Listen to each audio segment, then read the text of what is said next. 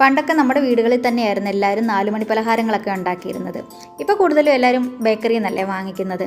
ഇന്ന് നമുക്ക് അരിയുണ്ട അഥവാ അവലോസുണ്ട എങ്ങനെ ഉണ്ടാക്കുന്നതെന്ന് നോക്കാം. 250 ഗ്രാം അരി എടുത്തിട്ടുണ്ട്. കഴുകി വൃത്തിയാക്കി വെള്ളമൊക്കെ വാർന്ന് വെച്ചിട്ടുണ്ട്. ശർക്കര എടുത്തിട്ടുണ്ട്. അത് നന്നായിട്ട് പൊടിച്ച് മാറ്റി വെക്കാം.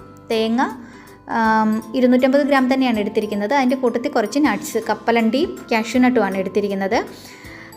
അതൊന്ന് റോസ്റ്റ് ചെയ്ത് മാറ്റി വെക്കുന്നുണ്ട്. അതുപോലെ അരി നന്നായിട്ട് വറുത്തെടുക്കുന്നുണ്ട്. ആ ഒരു പോർഷൻ വീഡിയോയിൽ വന്നിട്ടില്ല കേട്ടോ. അതിൻ്റെ കൂട്ടത്തിൽ തേങ്ങയും ചെറുതായിട്ടൊന്ന് വറുത്തെടുത്താൽ മതി. ആദ്യം നമ്മുടെ വറുത്ത് വെച്ചിരിക്കുന്ന അരി പൊടിച്ചെടുക്കുന്നുണ്ട്.